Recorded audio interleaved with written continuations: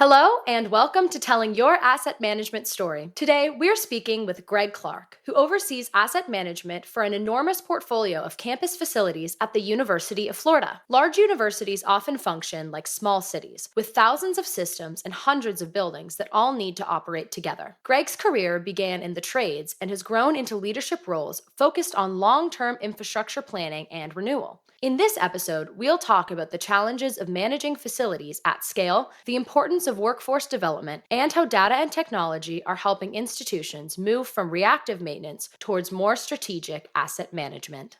Gregg, thanks so much for joining us on Telling Your Asset Management Story. I'm really excited for this conversation and really appreciate your time.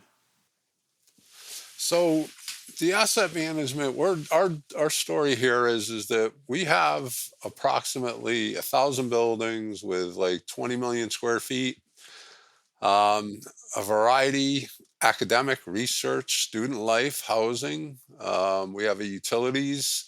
Our utilities consist of water, wastewater, power, steam, chill water. We also have some satellite facilities. We have our IFAS, which is our Institute of Agricultural Facilities and Science.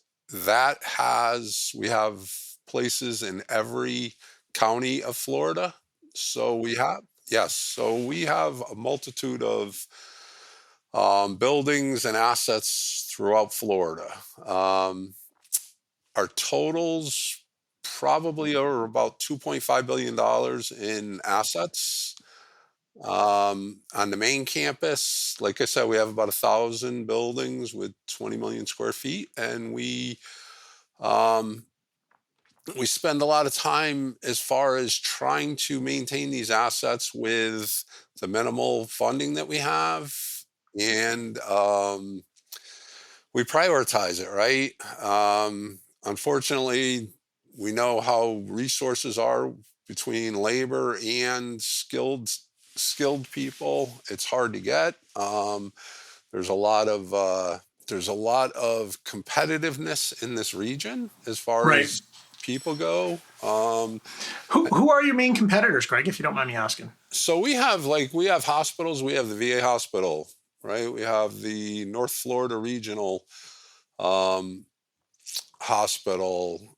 And we also have Shands. So just with those, we have quite a few. And then we have a number of biotech firms out in Alachua County that has a big biotech park. And so they're competing for our people. So we're constantly going. And then just with the construction boom, there's, a lot of contractors we play swap them out all the time, right? Our guys go and then we steal some of their guys. And it's a matter of, what type of work do you want to do? Do you want a work-life balance, which is what we offer, versus, making a lot of money? And so a lot of the younger guys, they go and they make the money, and a lot of the older guys, they want the work-life balance so that they can spend time with their families.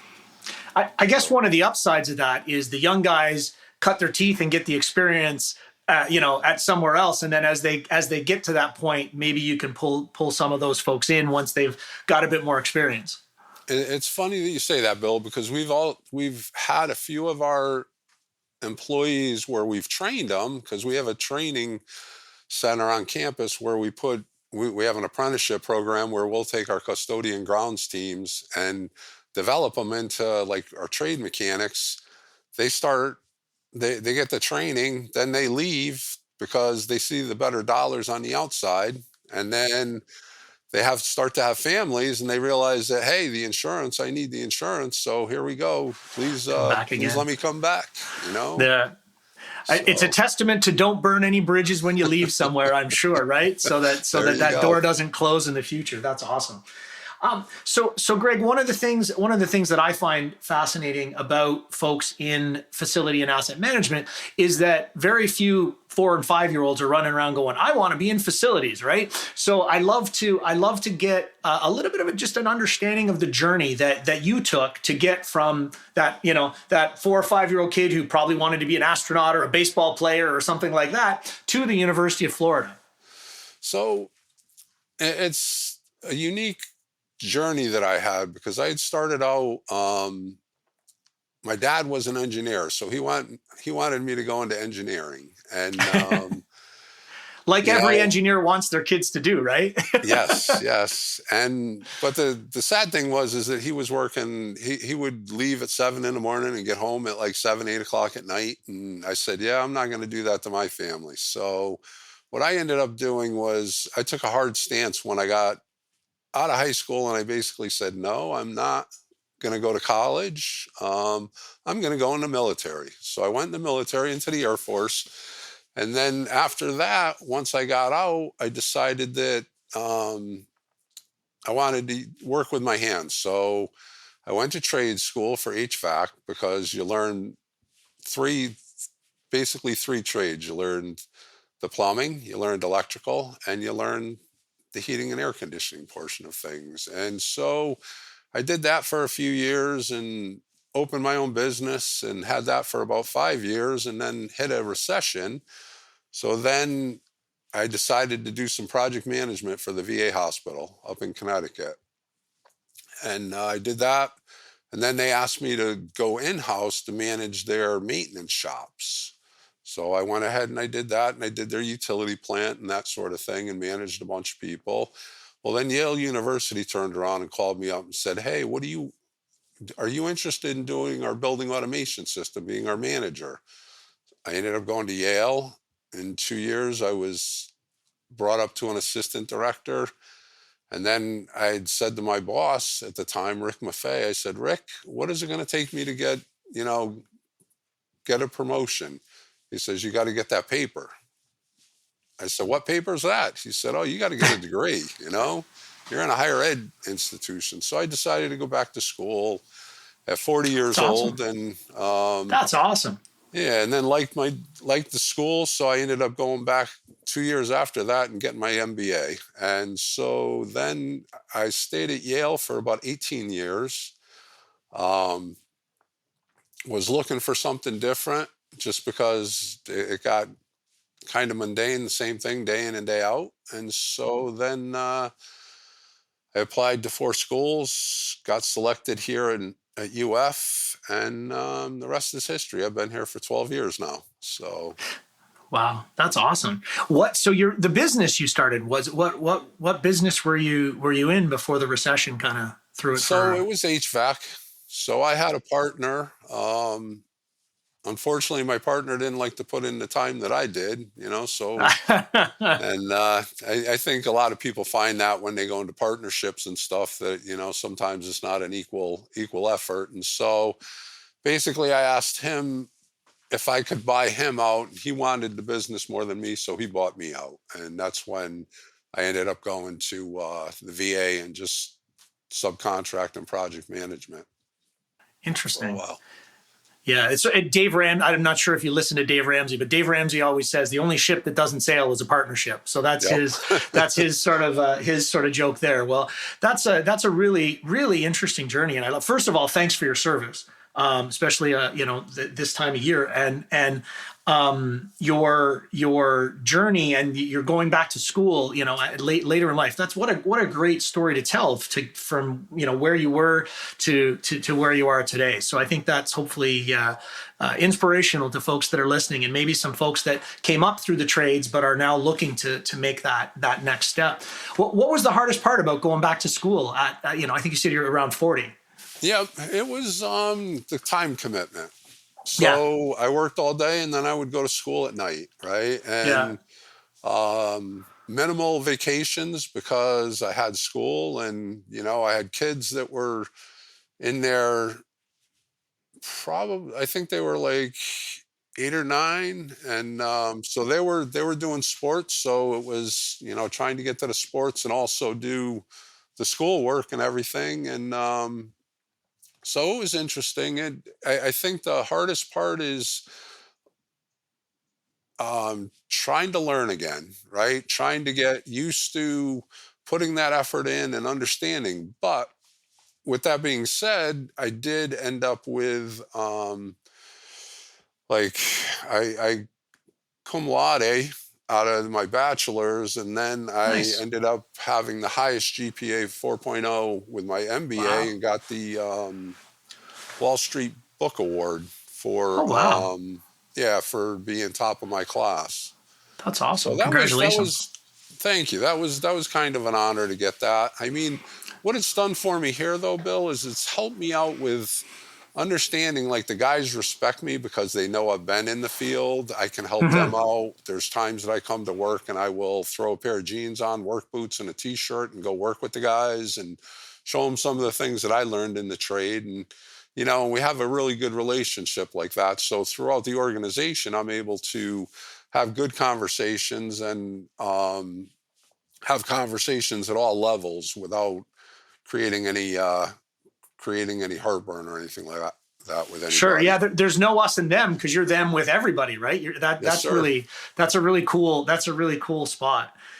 So, Greg, you talked a little bit earlier about kind of some of the asset management challenges, people and funding and things like that. Anything else on kind of those top three things that you're facing, and then how are you tackling them? You and your team and the rest of the UF group. So, I mean, some of the challenges are we have aged infrastructure, right? We have buildings from 1900s, and we don't have the unlimited resources as far as funding and income, nor do we have, like, all the contractors that can do all this work. So we're limited in the amount of work that we can do a year. And unfortunately, there was a period of time from probably like 2017 until 2022 that we didn't really see much funding, for any deferred renewal, deferred maintenance. And so it kind of hurt us because now we're just basically putting band-aids on equipment, keeping it running. I mean, we still have some equipment here that's from the 70s, air handler units Hmm. that are still operational. Um, Sometimes I say the older the better, right? Because Yeah. they seem to last a lot longer.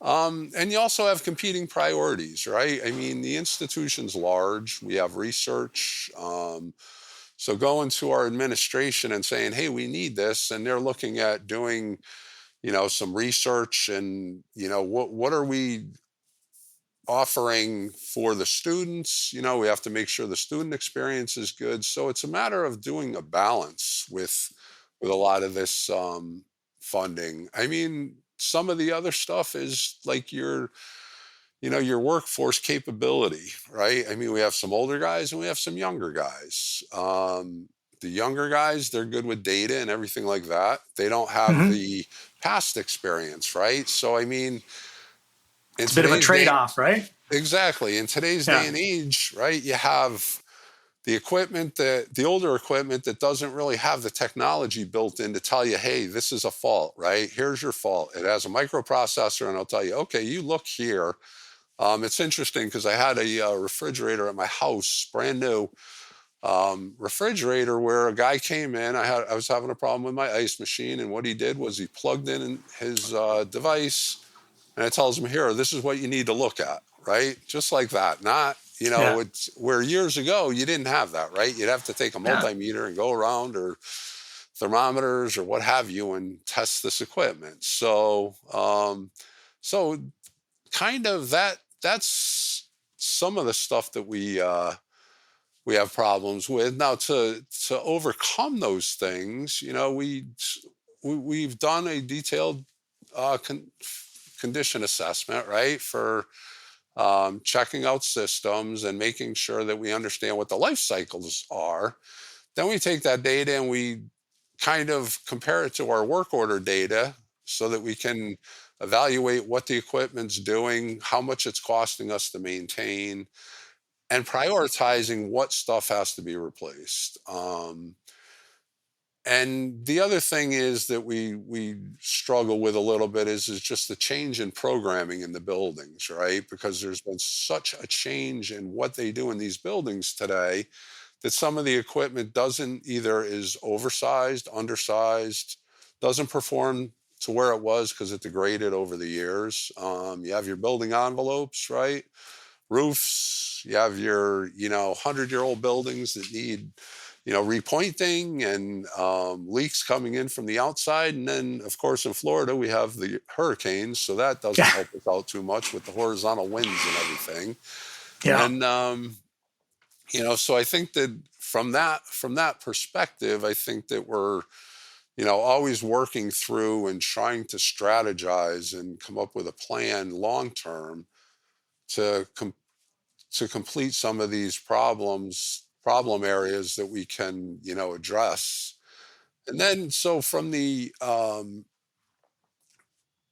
then you talk about data systems, right? And we've integrated a lot of stuff, but we're involved in getting a lot of dashboards going so that our technicians can understand what they have to work on, what's a priority, what's not. We have we do a lot of things with our mobile devices, right? We implemented them probably back in about 2010, and we've just keep Wow. That's yeah we keep early. That's early adoption. That's great. yep, and we continue to adapt that technology and give them more tools. Like right now, we're integrated. We have what we call a pilot team, which is a performance improvement team that does data analytics and develops a lot of AI platform for us so that we can do some analysis that way. And so what happens is that they've created a dashboard where they can allow the guys to take a look at how long previous calls have taken, what other people have done to those systems just by entering the asset number, right? We have QR codes on all our assets. And so they take a shot of that asset and it brings up all the historical data, whether it's work orders, type of equipment, when parts were replaced. So we can understand and they can understand what they need to do, because we need to create efficiencies here. Unfortunately, we're taking budget cuts. The state funding is getting smaller instead of larger. And so we're also trying to be good stewards of the taxpayer dollars. Yeah. You Absolutely. know? Well, and it gets harder and harder with inflation and tariffs and all those other things, injecting uncertainty into how far your budgets can actually go. One thing, Greg, I know you and your team have focused a lot on in the last number of years is utilities and infrastructure. That's something that a lot of folks that I see on campus, it's sort of the forgotten asset class in some cases, right? Because Yes. people, you can't see it. The people see the buildings, people are in the buildings. And so they're getting more attention. Could you talk just a little bit to folks about what it was that drove your focus on utilities? Because like I said, a lot of people just, I don't want to say ignore them, but just seem to forget about them because they're out of sight, out of mind. So when I first got to UF, we were basically some of our utility plants were in pretty sad shape. We needed a lot of work. So what we've been focusing on is both the underground infrastructure and the above ground infrastructure to try and increase efficiencies, and B, make sure that we're not going to hurt anybody or we're not going to shut the place down because of the leaks and everything. Now, some of our steam systems have been installed in the ground, and our chill water, for that fact, probably 75, 80 years, right? And so some of these have been failures. And so when I first got to UF, we had steam and manholes everywhere, right? And so I was like, what is going on here? I said, we're in Florida. This shouldn't be happening. And people were like, oh, well, it's been going on since the 70s, and I'm like, okay, there we go. So we started doing some GPR, and we started checking to understand what line losses were in the system and everything. And come to find out, we had a lot of leaks. I mean, we were only bringing back anywhere from probably 15 to 20% of the condensate Ooh, off the steam systems across the whole campus. wow, that's expensive. It is. So, I mean, you talk about just wasting money to Mm-hmm. pre-treat the water, right? For to put them back in the boilers so you could create steam, because we run 250-pound steam on campus. And so we started doing some major infrastructure work where we're spending on average probably $50 million to $75 million right now. We just finished up a $30 million infrastructure project that was maybe took care of probably 2,000 feet of steam and condensate and chill water, and then Wow. you have all the other utilities, right? You have your water, Hmm.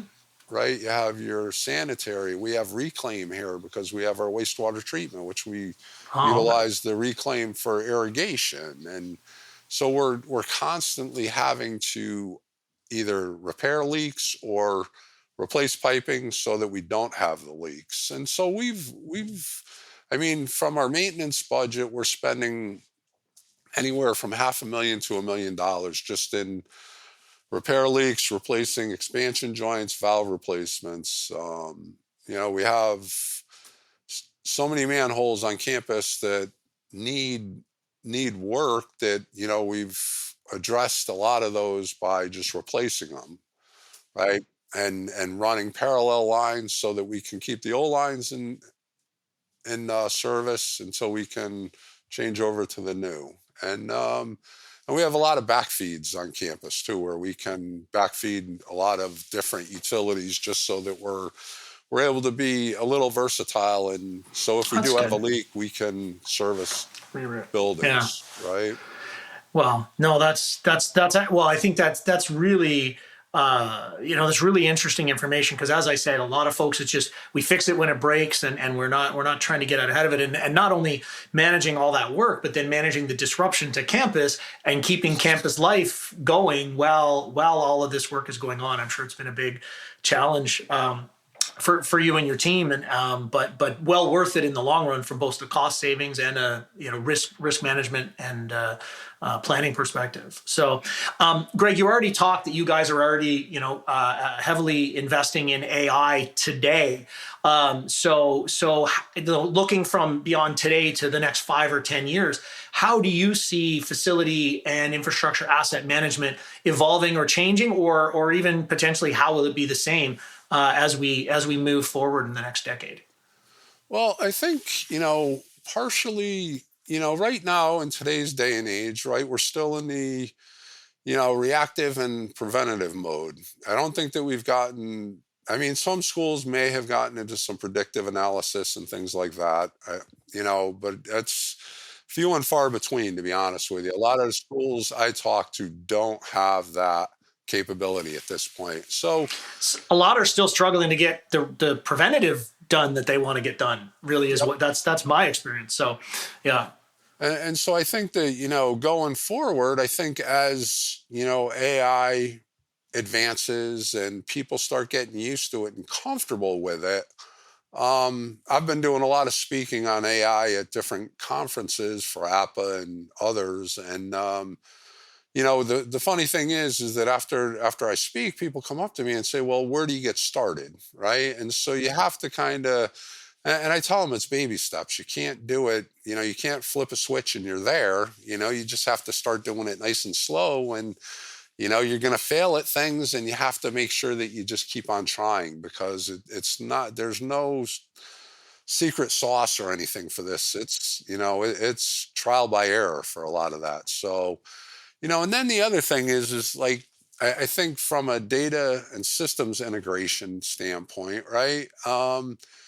You have a lot of schools don't have the CMMS systems or don't have their assets tracked, which, you have to start to get to that point. You got to digitize your, your information so that it's electronic versus Yeah. manual, right?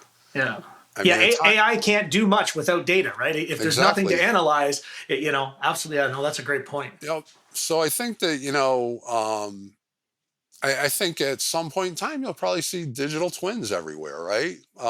Where people can wear the VR glasses and walk around. I've tried it a few times with people where they have these companies have glasses that, you put on and you can see the mechanical room. You can walk around and check out pumps, and it'll give you all the data for that equipment, right? It'll tell you when the pump was installed, how old it was, the services that it was done. And so between, talking to, a bunch of different vendors at this point, that's where technology's going, right? Is it's going to be a virtual thing versus so much a physical thing. Yeah. And the best part is you don't bang your head on the duct when you bend down to look at the nameplate on the piece of equipment, right? There you go. Unless they start building that into the glasses too, but I hope not. Yep. But I think, from a capital planning standpoint, I think that you'll start to see, data-driven modeling versus just I guess it's time to change this, right? Or taken, you'll have a lot more, I think, data and analytics to be able to determine what needs to go and when it needs to go versus right now, it's a lot of times it's reactive because something fails and then you're just replacing it instead of, being proactive about it. Well, and it costs you 2 to 4 times as much to do it too, right? Because you've got to do it like that. So it's, which only exacerbates the budget issue. So no, that's, I certainly think that data, the ability to aggregate so much more data efficiently is there. I think the challenge will be getting the data, right? Because as you say, a lot of folks are still working with stuff in people's heads or stuff on drawings and things like that, but it's definitely coming for sure. So. Yep. The other thing is that like your workforce and the skill set, right? I think like we had talked about earlier is that we had said how you have your older guys that are old school that don't really experience and don't like a lot of data and technology. It's interesting. I had when we did when we went to the mobile devices, a couple of my plumbers, they were like, yeah, no, my fingers are too fat. That's not going to work, And I mean, those were probably the guys that took me the longest, right? It took me like probably 12 to 18 months to really get them comfortable. And then once they were comfortable, it was like, hey, this is great technology. Thank you.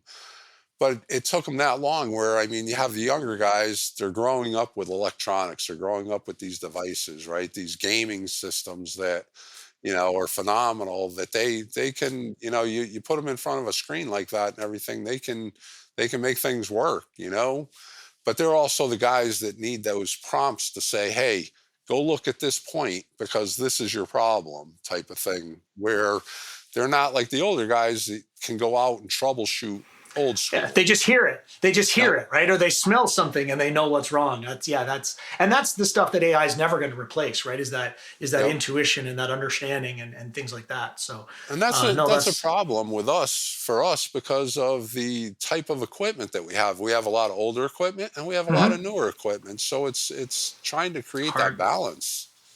Yeah. It's hard to have somebody who understands the same amount on the 1970s technology as they do on the 2020s technology, right? Because it's dramatically different. Yep. That's really interesting. So, Gregg, anything else you'd like to share with folks? Any advice for folks thinking about getting into a career in facility or asset management, or just anything in general about, your situation and what's going on at UF?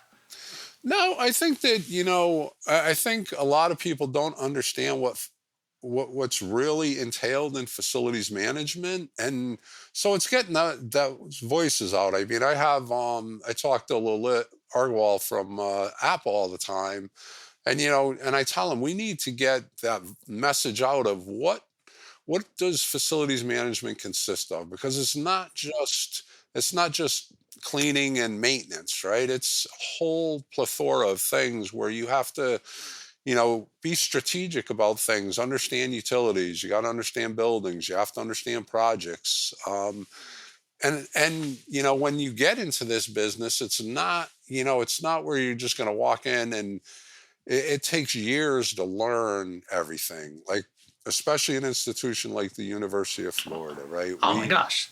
You're half the city of Gainesville, right? Pretty much.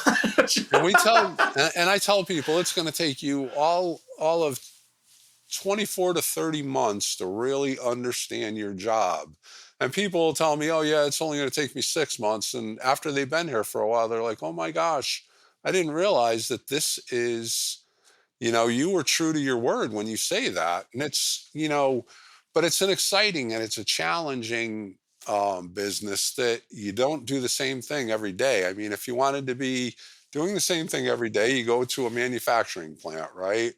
Or you go to a restaurant or something like that. But if you want different challenges every day, join us in facilities management because it's a great career. And you get to learn a lot of new people. You get to learn vendors, you get to learn network with people, and you can reach out and ask questions and they help you. And, it's just it's an awesome, awesome place to be. That's awesome. Yeah, one of the things that's always attracted me to, I mean, I've always been on the business partner side, not on the actual, institution side. But one of the neat things for me is getting into the back of house, right? Because everybody sees front of house, and front of house is is part of it, and it's a big part of whether it's a hospital or a university. But getting into the back of house and seeing how everything works, I just love kind of getting into to see some of that really neat equipment in those places you wouldn't see, and in labs and things like that, being able to see all the different equipment that's supporting the program. So it's like you say, it's like no 2 days are ever the same. Well, Gregg, thank you so much for joining us. I really appreciate you sharing the insights, telling folks a little bit more about what's going on at UF, and sharing your asset management story. So thanks so much, Gregg. Really appreciate your time. Thank you, Bill.